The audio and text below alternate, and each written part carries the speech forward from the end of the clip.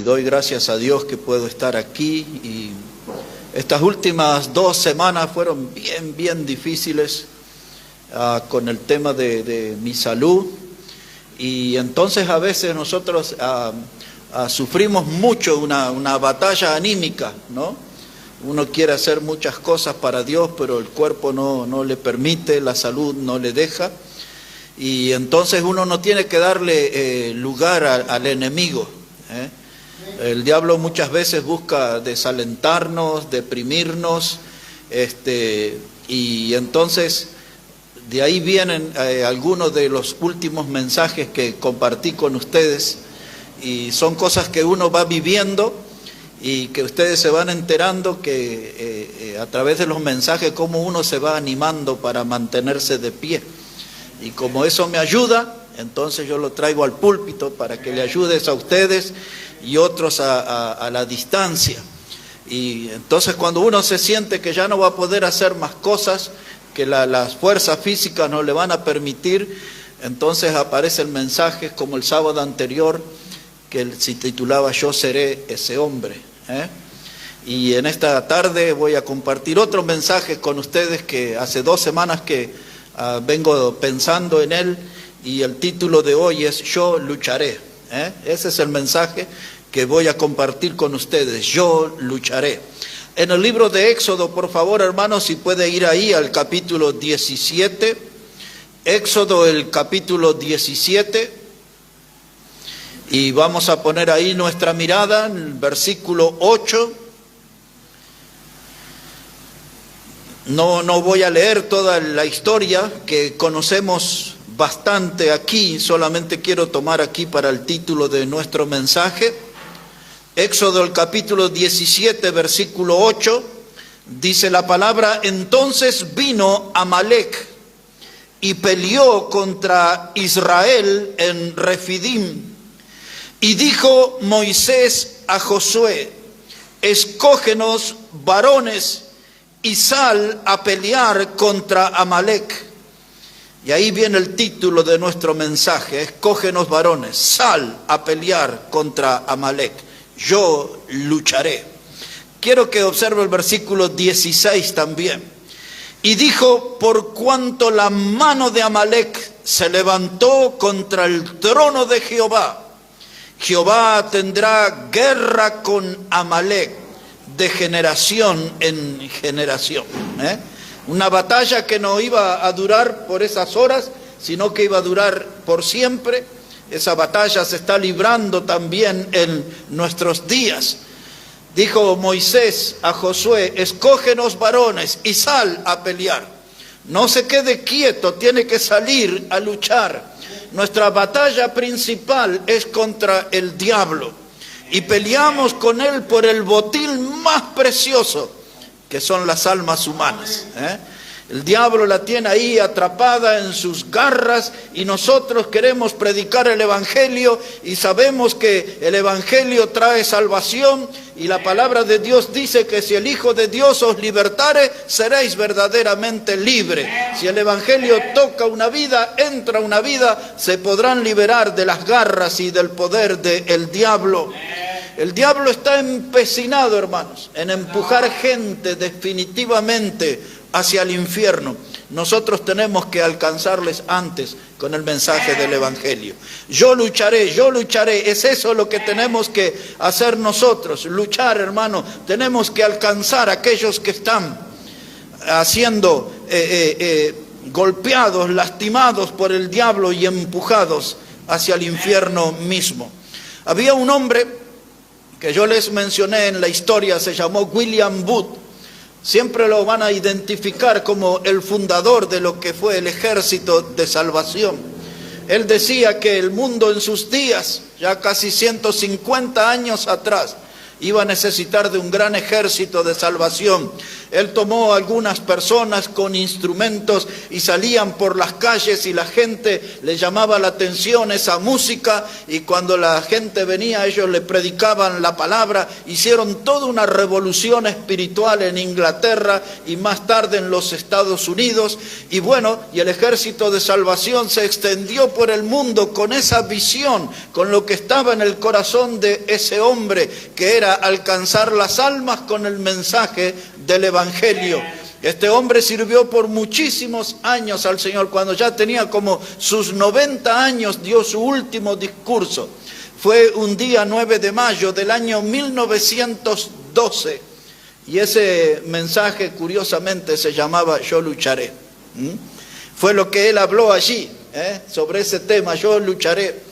Y encontré de unos cuantos años atrás un papelito que yo tenía anotado, que usé en un sermón en el Uruguay hace unos cuantos años. Y tenía ahí algunas frases del discurso de ese hombre, que muy rápido se las comentaré. Él decía: mientras haya mujeres que estén llorando, yo lucharé, dijo él ese día. Mientras haya niños con hambre en las calles, yo lucharé. Dijo él también que mientras los hombres entren y salgan de la cárcel por causa de sus pecados, yo lucharé. Y mientras un borracho esté tirado en las calles, yo lucharé. Y decía él: mientras los niños estén abandonados, yo lucharé. Y mientras quede un alma perdida en las tinieblas, yo lucharé. Y pocos días después, muy pocos días después de ese discurso, él partió a la presencia del Señor. Pero él terminó diciendo: yo lucharé y lucharé hasta el final. Un hombre que estaba comprometido con la causa de Cristo, un hombre que era apasionado por las almas, un hombre que tenía ahí en su corazón cada día ese vivo deseo de pensar en otros, de buscar a otros, de alcanzar a otros con el mensaje del Evangelio. Y un día se le escuchó gritar diciendo, vamos por las almas y vamos por las peores, decía él. Un hombre animado. Esa clase de espíritu ya no se ve en nuestro tiempo. Ese estilo de trabajo ya casi no se ve en nuestros días. Por eso es que la iglesia en general ha entrado en una decadencia espiritual. La pasión por las almas parece que ya se fue de vacaciones con promesa de que no va a volver a las congregaciones. Pero ese hombre, hermano, cuando predicaba la palabra, las ciudades eran sacudidas por el poder del Evangelio. Las cantinas se cerraban, los borrachos se rompían las cadenas que le ataban a sus vicios y se convertían al Señor, hermanos. A muchas de esa gente, hermanos, que eran ladrones, estafadores, dejaban todos sus delitos y venían al Señor y eran salvos por el Señor. Muchos criminales que estaban en las cárceles conocieron a Jesucristo como el Salvador. Mujeres que vendían sus cuerpos por moneda fueron rescatadas de esa vida pecaminosa y fueron salvas por Cristo, porque hubo gente, hermano, que tenía ese espíritu de predicación, y ese hombre que decía yo lucharé, y siempre, hermano, hasta el último día en su vejez luchó para alcanzar al pecador con el mensaje del Evangelio. Aquellos lugares donde ellos se reunían, hermano, no entraba un alfiler. Los altares se desbordaban de personas llegando de rodillas, tomando compromiso con el Señor y recordando el tiempo ese de servicio. Si pudiéramos contagiarnos nosotros de eso, hermano, si pudiéramos contagiarnos de ese estilo de servicio al Señor. Y yo noté tres cosas en la forma que ellos tenían de servir. Tres palabras. Y eso va a ser nuestro desarrollo de este mensaje. Yo lucharé. La primera palabra que yo vi en esa gente para ser parte de ese avivamiento es la palabra compromiso. Ese término necesitamos nosotros sumarlo con urgencia a la vida de nuestra iglesia. La palabra compromiso, hermano, tiene que ver con una obligación contraída. Eso es un compromiso, una obligación contraída. Hemos tomado el primer compromiso. Yo he prometido seguir a Cristo, no vuelvo atrás. No vuelvo atrás, pero tampoco tengo que quedarme en el lugar, tengo que avanzar. tengo que ir hacia adelante. El primer paso, que es importante, ya lo dimos. Hemos decidido seguir a Cristo, pero debemos hacerlo con compromiso, con una obligación contraída con el Señor, no con una institución humana, no con un grupo de líderes humanos. El compromiso es con Dios y debemos tomarlo a solas con Dios. Un compromiso de nuestro corazón, hermano, y tenemos que cumplir con lo prometido. No solo comprometernos, sino que hay que cumplir con lo prometido a Dios, hermanos. Y entonces, todos nosotros recordamos cuando Pablo le escribió a los romanos, y él les hablaba, hermano, que lo que requiere diligencia, no perezosos, sino fervientes en espíritu, sirviendo siempre al Señor. No perezosos, sino fervientes en espíritu, sirviendo siempre al Señor. Eso es Romanos 12:11. Ese debe ser el punto donde hay que aterrizar con nuestra alma, fervientes en espíritu, sirviendo siempre al Señor. No con una vida apagada, sino con una vida, hermano, con buen ánimo, con entusiasmo, con buena decisión, con buena dedicación de servir a nuestro Salvador. Que realmente de nuestra alma pueda salir esa expresión: yo lucharé por la causa de Cristo, yo lucharé para que el Evangelio llegue a lugares que nunca llegó, yo lucharé para alcanzar mi vecindario, yo lucharé para alcanzar a mi familia. Pero no solo proponerse, hay que llevar, hermano, nuestra vida de servicio a ese campo de batalla. Moisés dijo a Josué: escógenos varones que salgan a pelear.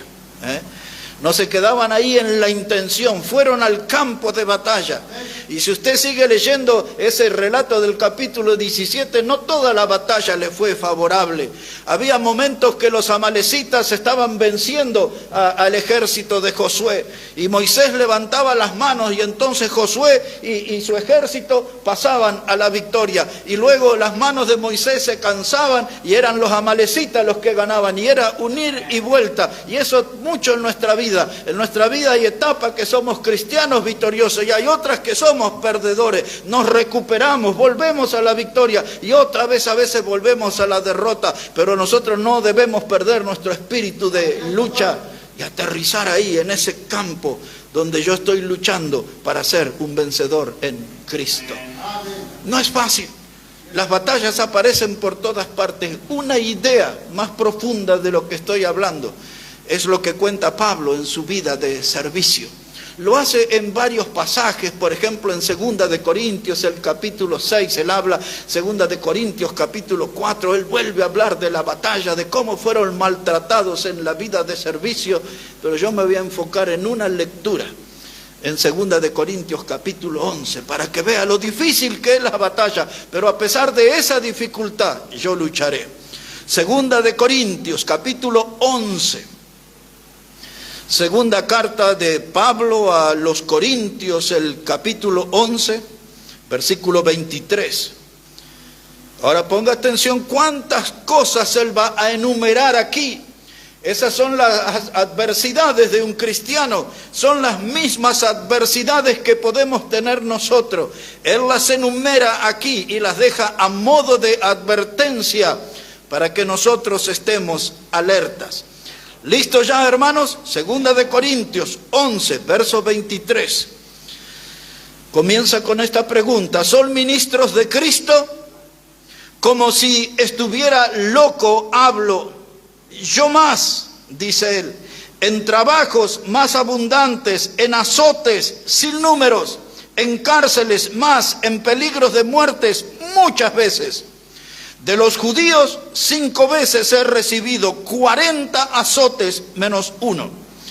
3 veces he sido azotado con varas, 1 vez apedreado, 3 veces he padecido naufragio, 1 noche y 1 día he estado como náufrago en alta mar. En caminos muchas veces, en peligros de ríos, peligros de ladrones, peligros de los de mi nación, peligros de los gentiles, peligros en la ciudad, peligros en el desierto, peligros en el mar, peligros entre falsos hermanos, en trabajo y fatiga, en muchos desvelos, en hambre y sed, en muchos ayunos, en frío y en desnudez, y además de otras cosas, lo que sobre mí se agolpa cada día, la preocupación por todas las iglesias. Y este hombre, nosotros ya sabemos que hasta el último día de su vida, él escribió aquellas palabras: he peleado la buena batalla, he acabado la carrera y he guardado la fe. Todas estas adversidades que él enumera acá no pudo frenar su vida de servicio. Todas estas adversidades no pudieron enfriar su pasión, su compromiso. Esa era la palabra que lo unía al Señor. Esa era la palabra que él quería honrar, que él quería cumplir. Él quería servirle al Señor. Él quería terminar la carrera con una fe intacta. Y dice, pero todo esto tengo que pasar. Y lo logró. Y sirvió al Señor. Y él escribió a los filipenses en el capítulo 1 y les dice a él, desde la cárcel escribe esa carta y dice: todas las cosas que me han sucedido han redundado en el progreso del Evangelio.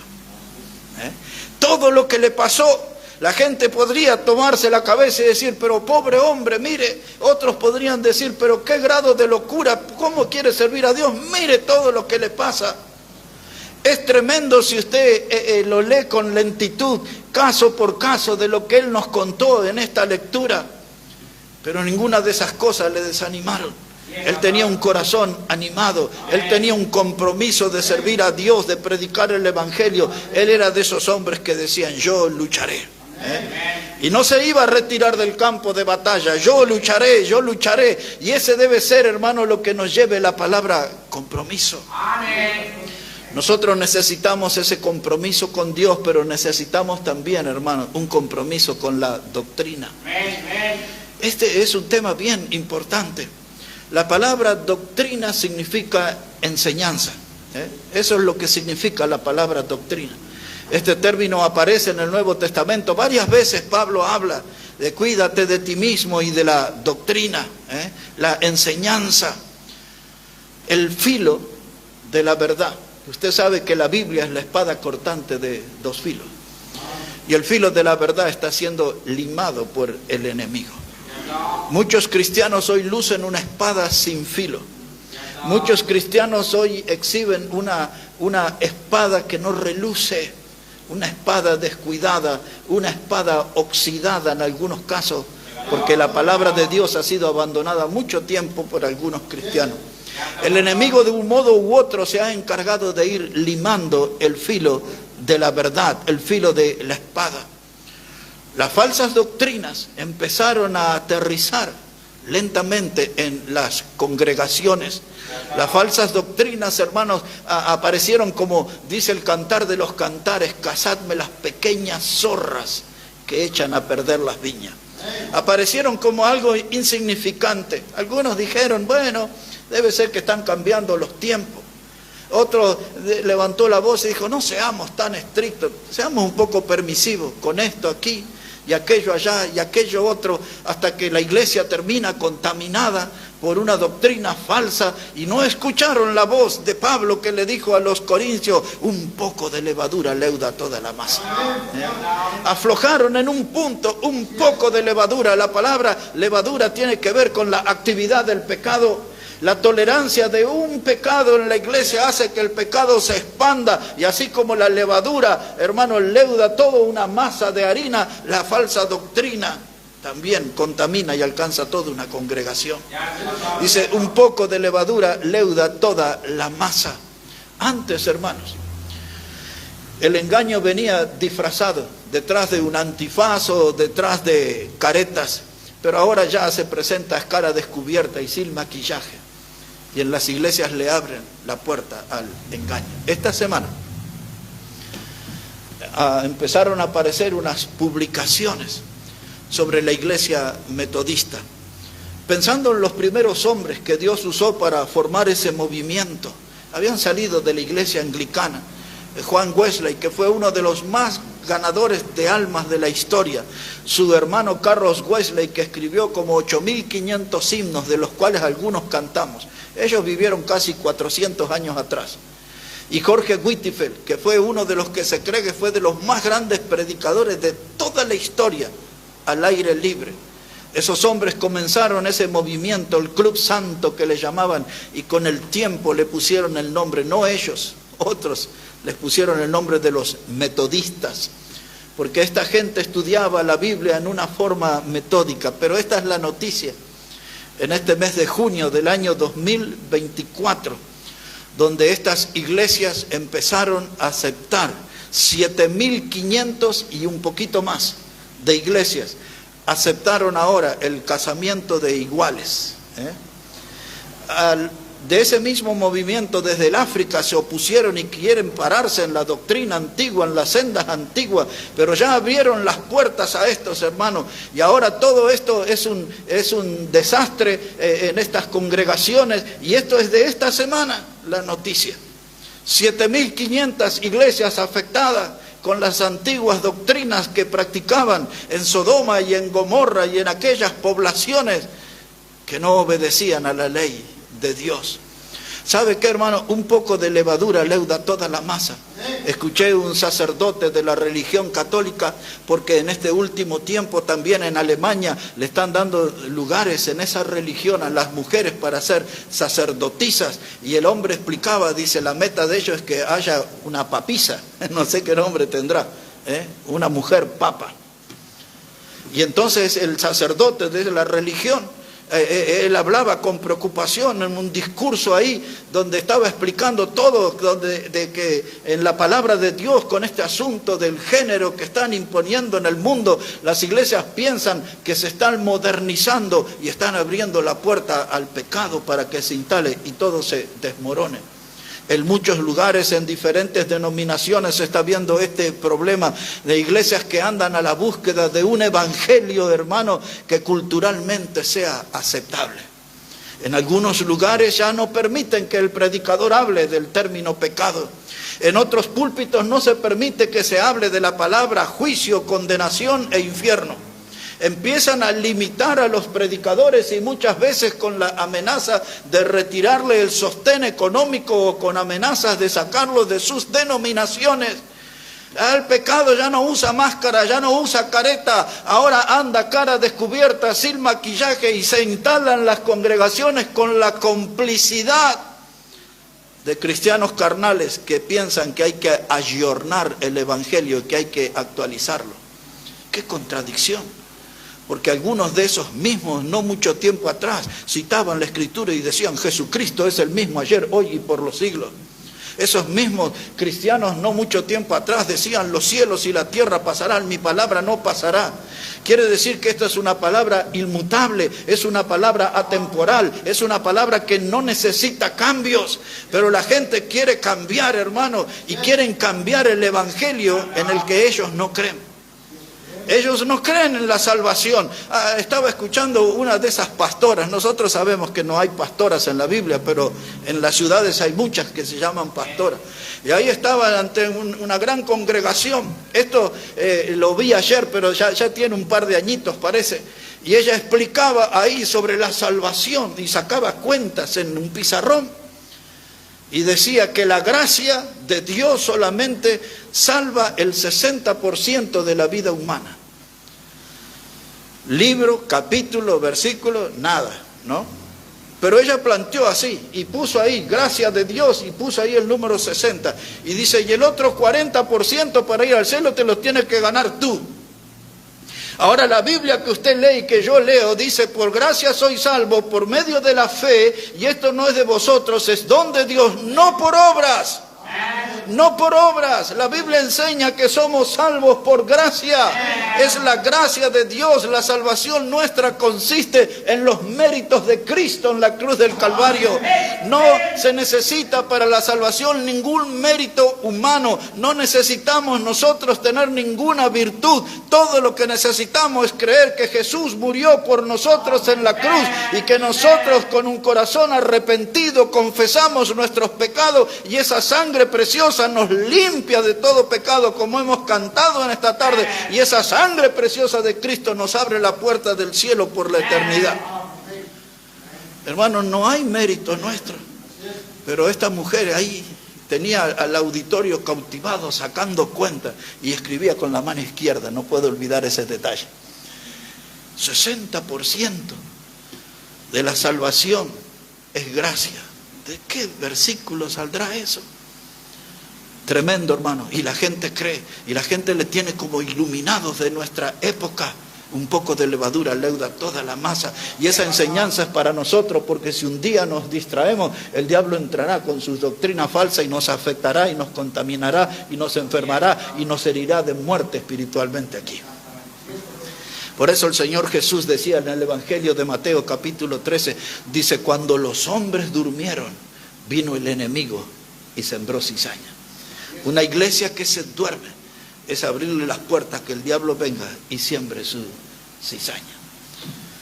Así que mire, hermano, esta gente están dándole paso a una cultura mundana. El mundo en la iglesia. ¿Quiere que le cuente qué vi en esta semana? Un grupo de físico-culturistas, de esa gente de mucha musculatura.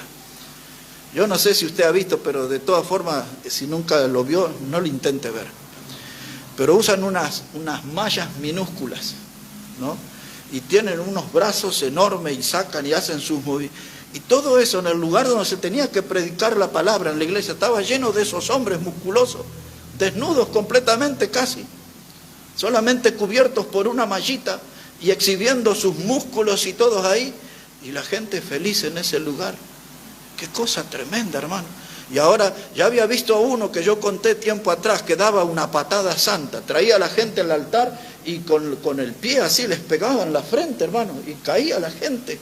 Pero ahora vi uno como Bruce Lee, Una de los que conocen de Bruce Lee, el que hacía las artes marciales, el arma preferida de él se llamaba nunchaku, que eran como dos hierros con una cadena al medio, ¿no? O dos maderas con una cadena al medio. Y ahora andaba un pastor con el nunchaku ahí y la gente lo festejaba y él haciendo los movimientos de Bruce Lee. Para alguno que no estuvo, esa vez que prediqué de eso, había uno que aparecía del Chapulín Colorado y cosas así.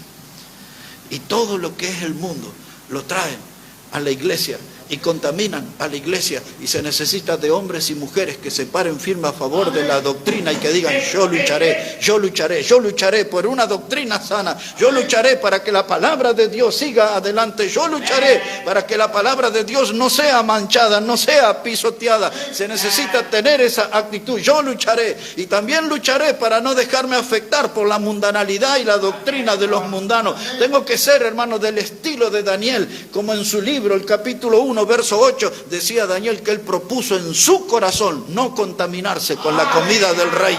Y eso es lo que tenemos que decidir nosotros, no contaminarnos en nuestro corazón con las nuevas propuestas del diablo, con las modernidades que el diablo quiere introducir en la iglesia. Cuando miro, hermanos, esa gente que antes dio su vida, muchos fueron llevados a la hoguera. Y en nuestros días está sucediendo eso en muchos países de nuestros hermanos que son colgados en la horca. En países como en Irán, por ejemplo, hacen eso.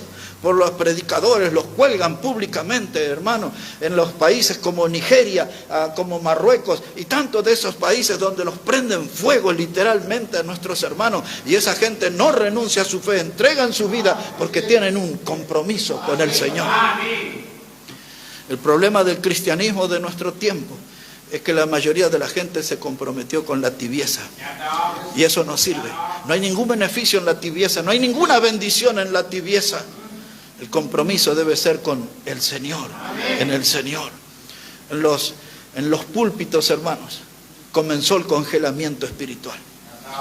En el corazón de muchos pastores permitieron que sus púlpitos fueran congelados.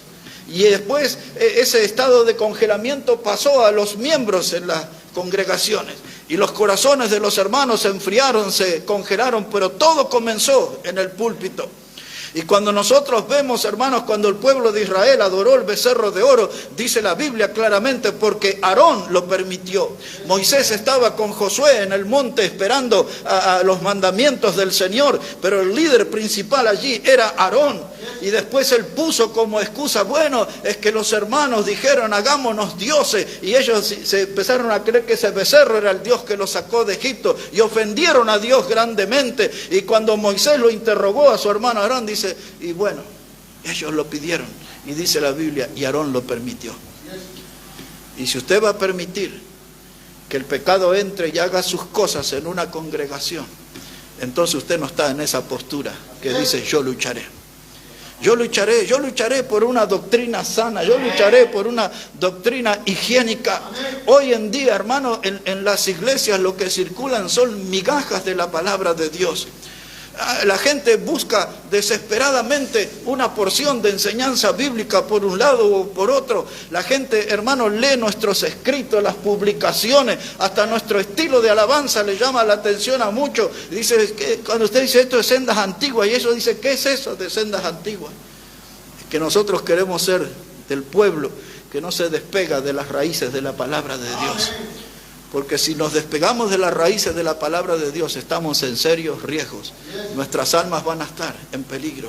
Y mucha gente anda ahí por las redes y aún andan circulando por las calles y recorren largas distancias por llegar a una congregación donde haya un alimento, aunque sea unas migajas de la verdadera palabra de Dios. La gente se mueve como mendigo tratando de conseguir, aunque sea, hermano, una pequeña porción, una pequeña ración de la palabra de Dios.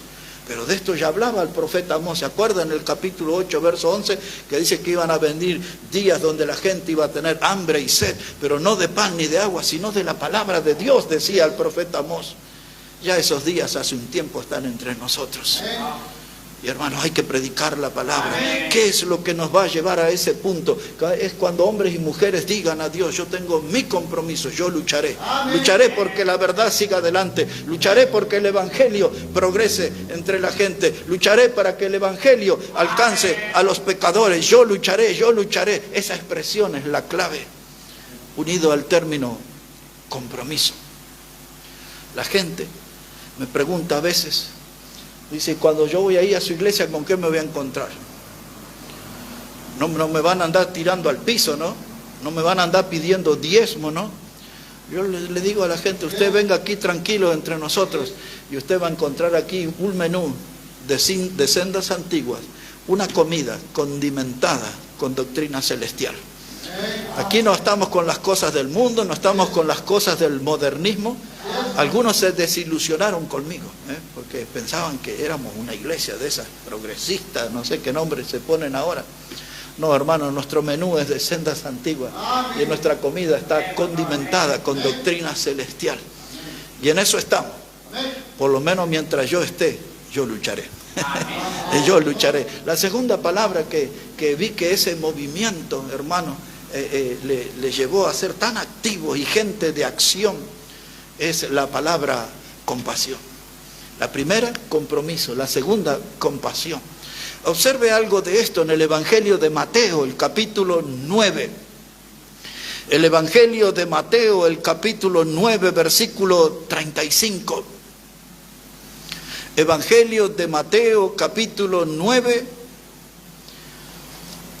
y el versículo 35. Dice la palabra de Dios así. Dice, recorría Jesús todas las ciudades y aldeas, enseñando en las sinagogas de ellos y predicando el evangelio del reino y sanando toda enfermedad y toda dolencia en el pueblo. Y al ver las multitudes, ahí aparece nuestra palabra, tuvo compasión de ellas, porque estaban desamparadas y dispersas como ovejas que no tienen un pastor. Así anda el mundo de nuestros días, a la deriva. Corren para no llegar a ninguna parte. Este mundo, la gente se agita, pero ignoran que están caminando al infierno, no saben que están en el camino ancho de la perdición. Y alguien tiene que mirarlos. Están allí desamparados. No hay quien les proteja, no hay quien les abrigue. Dice, se necesita de una palabra para ellos, compasión. Cuando Jesús las vio a esas multitudes desamparadas, sin rumbo, cuando las vio afligidas, doloridas por el pecado, Él sintió compasión por ellas. Pues la palabra compasión, hermano, tiene que ver con identificarme con el dolor y con el mal de otros. Cuando hay una persona que sufre, una familia que sufre, a veces se dice, algo habrán hecho, ellos se lo buscaron. ¿Y la compasión? La compasión, después voy a ver el origen de su dolor, de su aflicción, pero mi gesto tiene que ser de compasión, de acercarme a ellos. Compasión es mucho más profundo que el término moderno empatía que se usa ahora. La compasión, hermano, habla de una clase de amor que sale de las entrañas. La traducción habla de un amor que sale de las tripas, así, literalmente. De las entrañas, de lo más profundo. La compasión es aquel acto que me moviliza para aliviar el dolor o para aportar la solución a la necesidad de mi prójimo.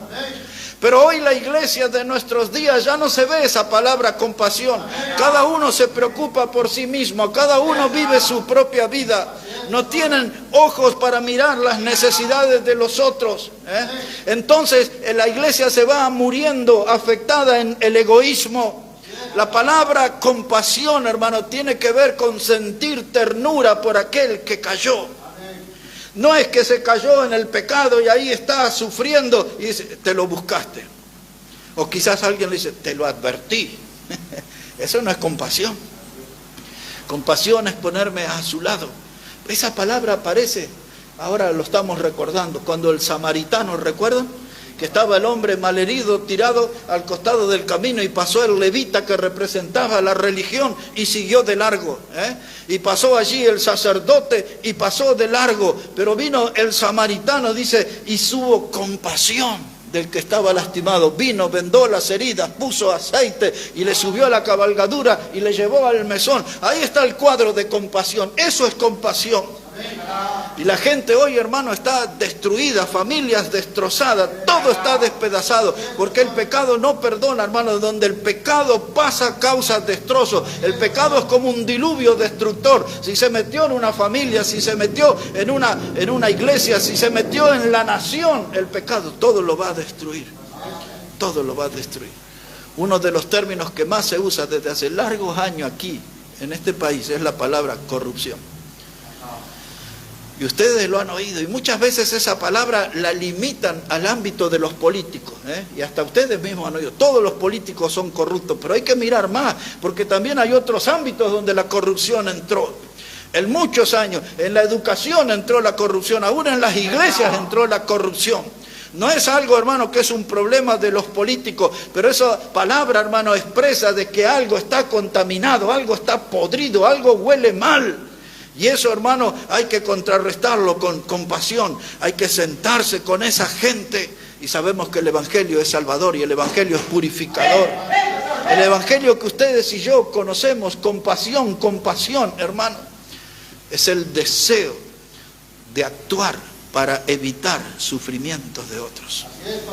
En otras palabras, no deje que se golpeen la cabeza contra la pared. Si puede hacer algo, si el pozo está ahí adelante, adviértale, cuidado, ahí hay peligro en eso. Ahí está. Eso es compasión también, el deseo de actuar para evitar sufrimientos. Sufrir juntos con otros.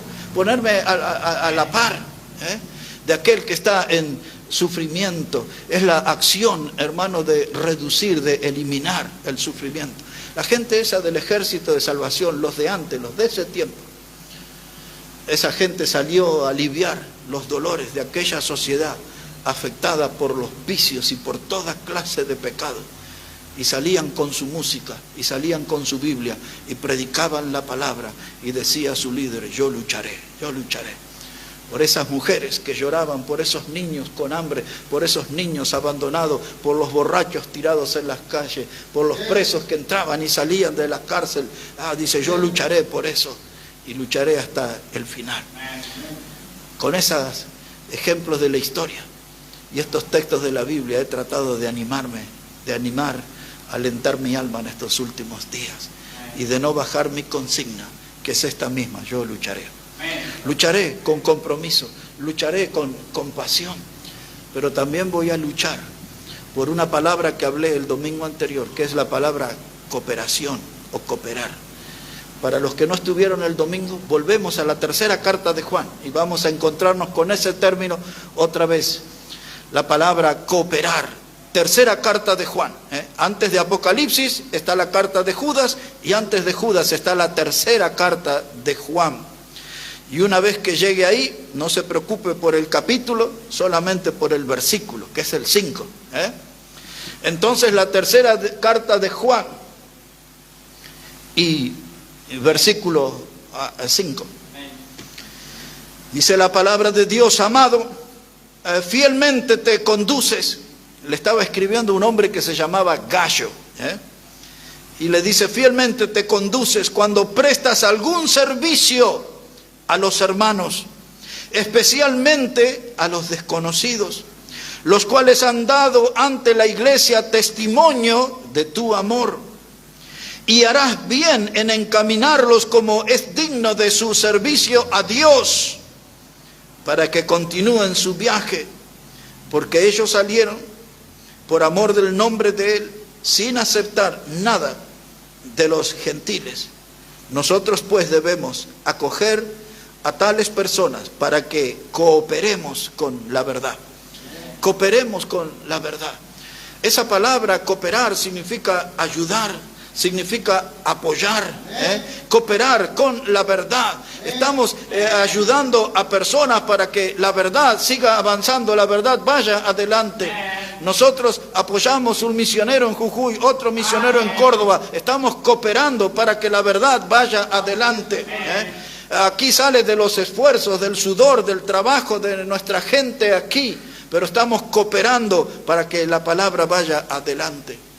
Una palabra, yo recuerdo aquí a la localidad de las hermanas de Angosto, en el Valle Colorado y en Ciénega, en los 3 lugares. Al final de las conferencias escuché una palabra nueva y después por un tiempo fue extraño para mí. Cuando nos despedíamos de todos los hermanos, los domingos después del mediodía, llegábamos generalmente el jueves en la tarde, predicábamos hasta el domingo al mediodía, y los hermanos traían algo así, un paquete, algo, decía: lleve su avío.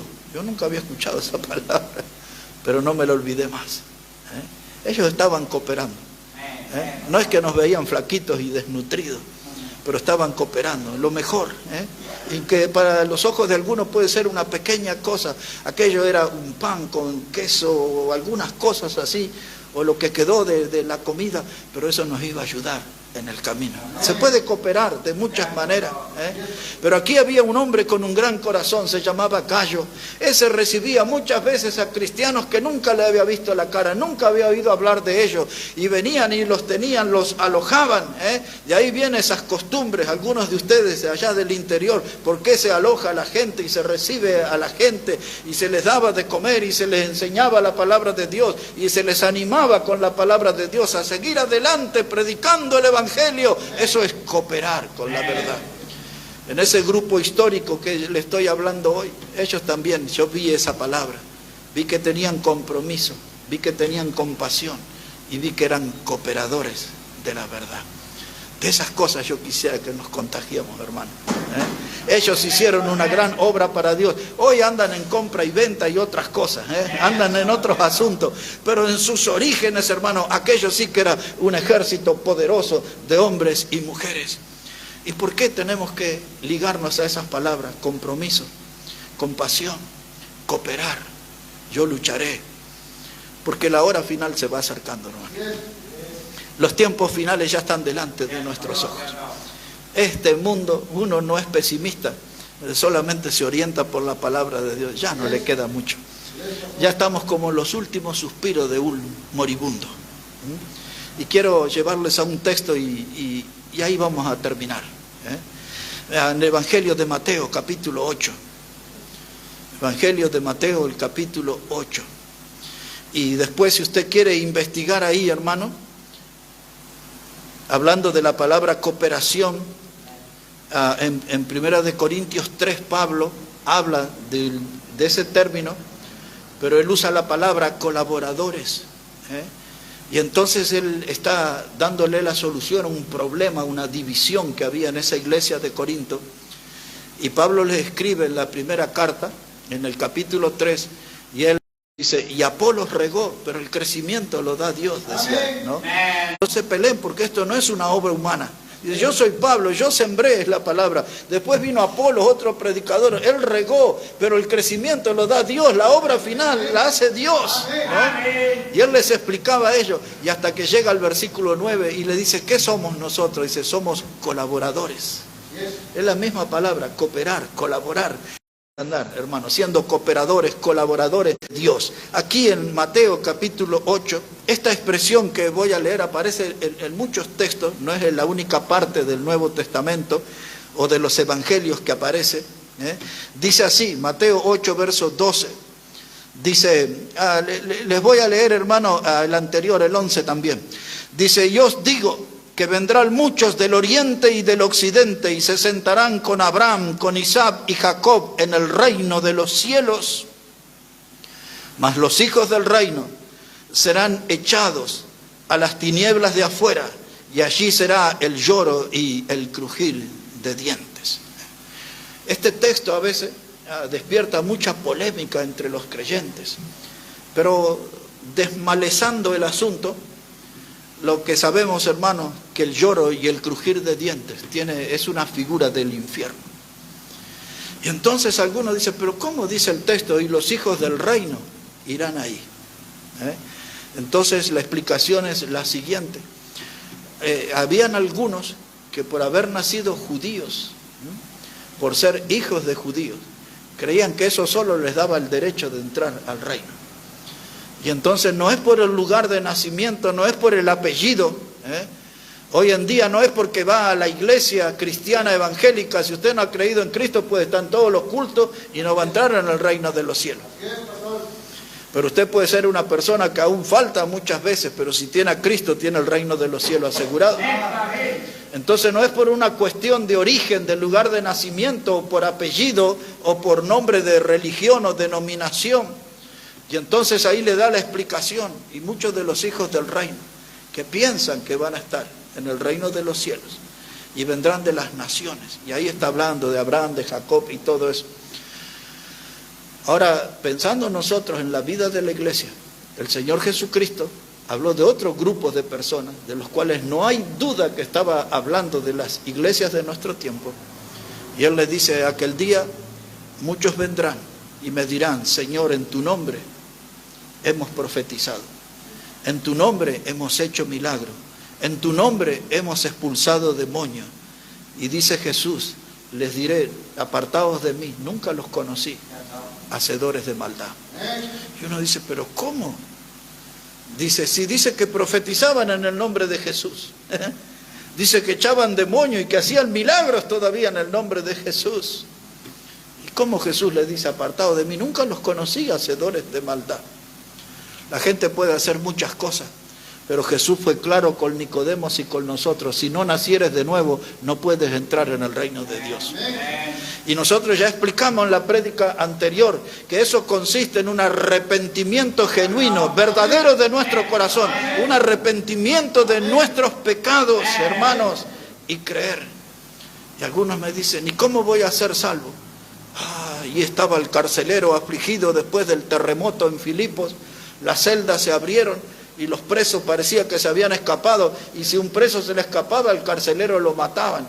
Y este acelerado dice, antes que me maten, me mato yo. Y cuando se iba a quitar la vida, Pablo le dice, no hagas tal cosa. Todos estamos aquí, le dice Pablo. Y yo imagino, la Biblia nos lo dice, imagino a ese hombre con la espada ahí ya tocando su panza y su rostro pálido, despidiéndose de esta vida. Y con un hilo de voz le dice, ¿y qué debo hacer para ser salvo? Y Pablo le dijo, crea en el Señor Jesucristo y serás salvo tú y tu casa. Amén. Y la gente me dice, no hay que hacer milagros, no, para ir al cielo tienes que creer en el Señor Jesucristo. Amén. Decía el texto que cité el domingo pasado de Marcos 1:14 y 15. Primero Juan el Bautista habló, el reino de los cielos está entre nosotros. Y después Jesús es el que dice en el versículo 15, dice, arrepentíos y creed en el Evangelio. Amén. Hechos 3:19 habla, dice que hay que arrepentirse y bautizarse. Amén. Y vendrán del cielo tiempo de refrigerio. Amén. Arrepentirse, creer, bautizarse. Amén. Ahí está. Todos aquí deben repasar bien su vida y estar seguros que se han arrepentido de sus pecados y que han creído en Jesucristo como el Salvador, porque eso es lo único que les va a llevar al cielo. Lo que les va a asegurar el cielo es tener a Jesucristo como el Salvador. Mis hermanos, la hora final se viene acercando. Dice, y algunos serán tirados a las tinieblas de afuera. Otra vez, una de las figuras que usa la Biblia del infierno. En este contexto se acostumbraban a hacer fiestas en las casas, ¿no? Y entonces se las iluminaban, lámparas por todos lados. Y los que no tenían acceso a esas fiestas, esos eran los que sufrían en las tinieblas de afuera, en la oscuridad. Esa es la figura que se aplica aquí. Cuando nosotros vamos al Evangelio de Lucas capítulo 14, del verso 14 en adelante, ¿se acuerdan de aquel señor que llamó a la gente a la fiesta?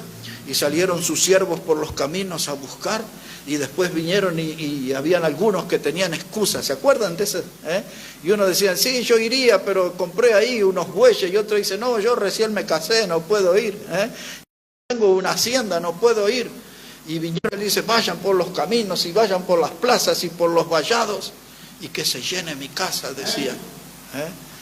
Y después les terminó diciendo aquella frase, fuérzalos a entrar. Vamos, vayan, fuércenlos a entrar, que vengan a la fiesta, que vengan, hermanos, a la fiesta de la salvación, de la salvación eterna, la alegría de la salvación eterna. Pero muchos prefieren las tinieblas y el lloro y el crujir de dientes.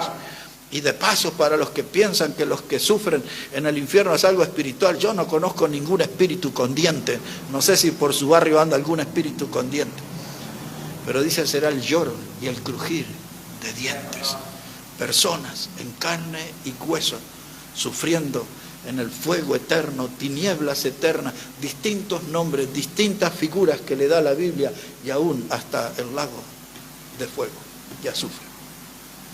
El tiempo de la separación se acerca.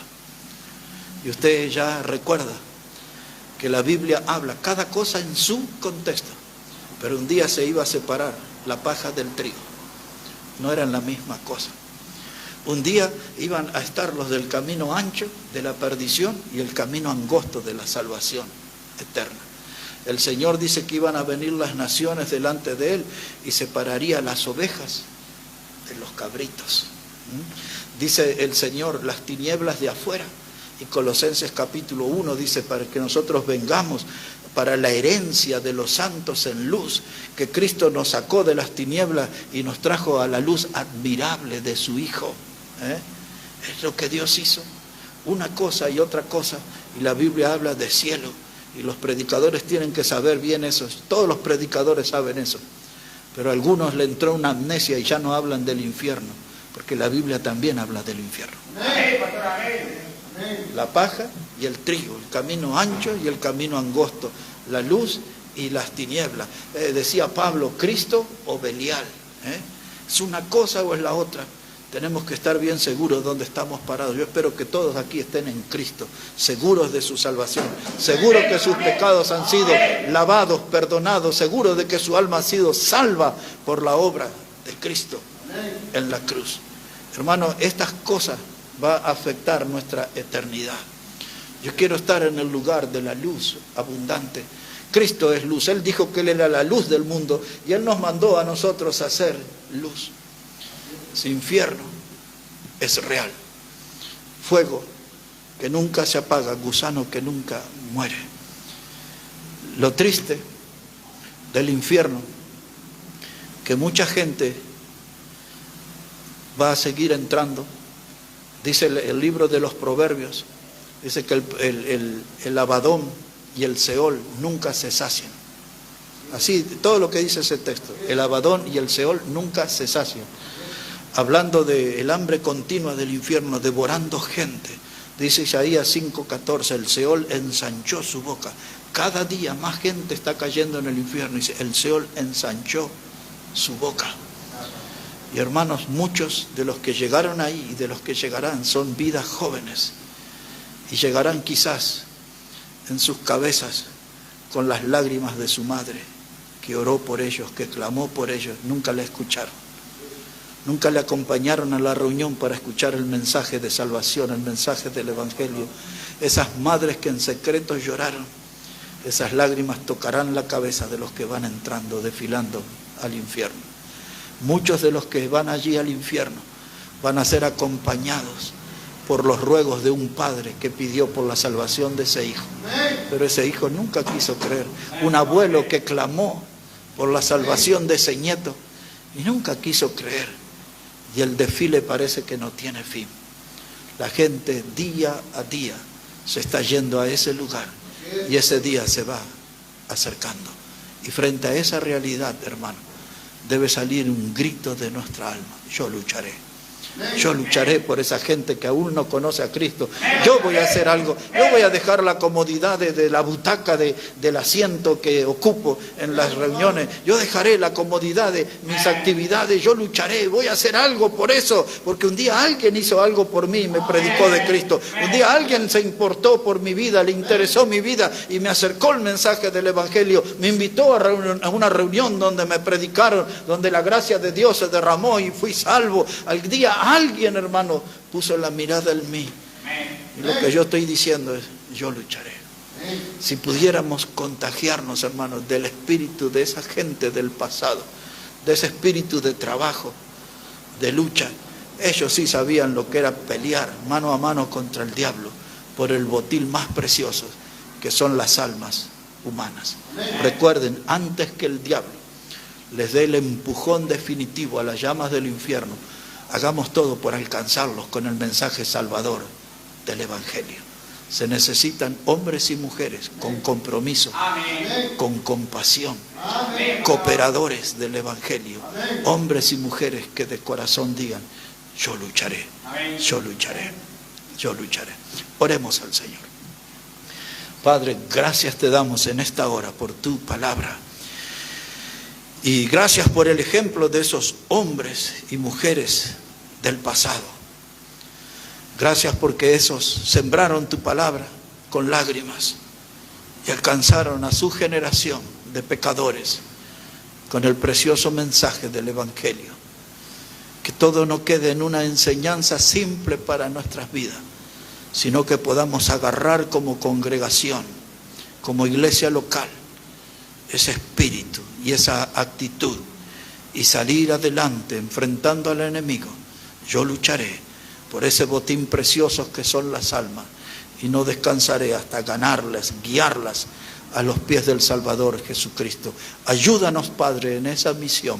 Oramos en el precioso nombre del Señor Jesucristo. Amén y amén. Si nos ponemos de pie, hermano, por favor, y vamos ahora a cantar al Señor, y hermano Josué nos va a estar dirigiendo.